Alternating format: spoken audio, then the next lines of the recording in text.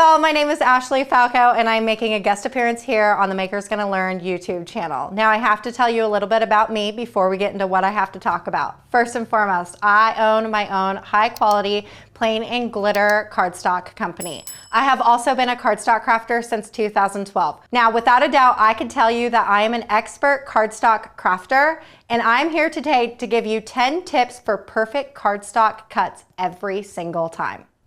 My very first tip is to not really ever use textured cardstock. Now, textured cardstock does have a little bit of a difference to it. This right here is made with textured cardstock, where this right here is made with plain. In the textured cardstock, you can see these small little hiccups right here. While they are really small, I can tell you right now that this right here is not cute. If you had plain, flat, smooth cardstock, your cuts would be absolutely gorgeous. Something that looked like this that Alicia made, that was cut out of my mirror gold cardstock, that is smooth and there's not one hiccup anywhere in the cuts. The reason why you don't want to use the textured cardstock is that there's just a lot of fibers into it, and so it is hard for the Cricut blades to cut really small and intricate ones. Now, if you're going to be using textured cardstock for big circles or like big pennants for banners, you could totally use that. I just would try and avoid using textured cardstock. If there's one thing you need to know about me, it's that when I have an opinion, I need to share it. And I have to tell you, in my opinion, Hobby Lobby has the worst cardstock ever. Anytime someone asks me, oh my gosh, I cannot work with cardstock, what is your secret? My very first question to them is, where did you get that cardstock? And if their answer to me is Hobby Lobby, I'm like, don't even go there. First and foremost, you should always be shopping at my cardstock warehouse for cardstock.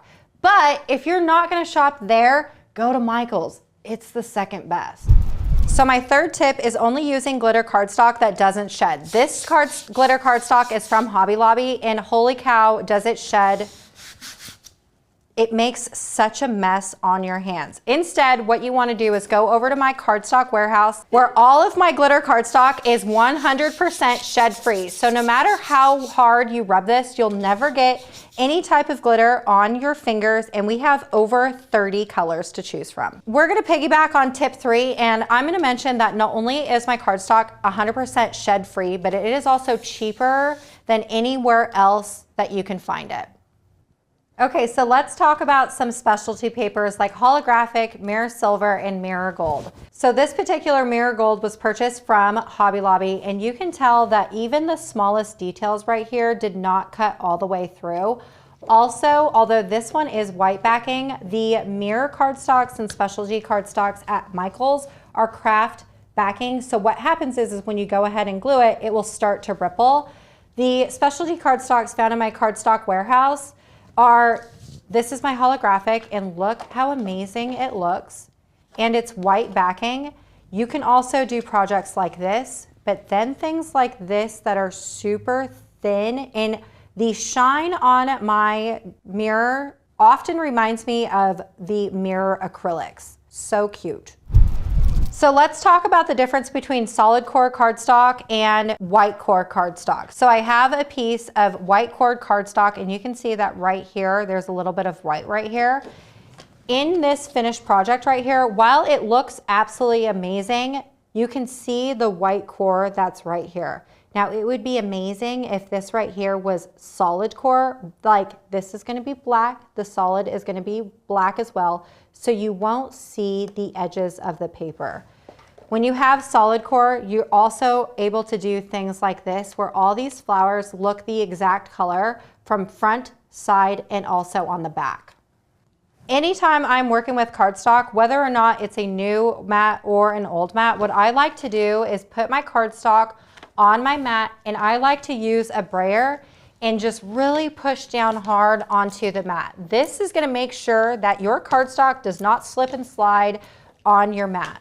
A bonus tip is if you're using a heavier cardstock, or sometimes there are two-sided glitter cardstocks, what you can do is put a little bit of painter's tape or washi tape on the corners of your cardstock, so that makes the paper really stick to your mat. So if for some reason when you've done your cuts and you have realized that your machine did not cut all the way through, or that you have used the wrong cut setting, Instead of pressing the eject button, what you want to do is press the C button again, and that means that the mat will get sucked back in, repeating the same cut that you tried to do previously. Okay, now that that's done doing its second cut, you can see that it cut all the way through without any issues. For my 9th tip, if you're using a brand new material, instead of trying to lift your paper away from your mat, what you want to do is turn your mat over and you want to roll your mat away from your paper. This is just going to keep your cardstock nice and flat, and all of your cutouts are going to pop right off, and your material is not going to curl. My last and final tip is to keep your mats clean. There is nothing like bad cuts because you have some dirt on your mats. So you could either use your Cricut spatula and clean up your excess, or you can take a scraper tool, and we are just going to clean up our mat. Then when you're done cleaning it up, everything should be nice and smooth and you're ready to do your cardstock cuts.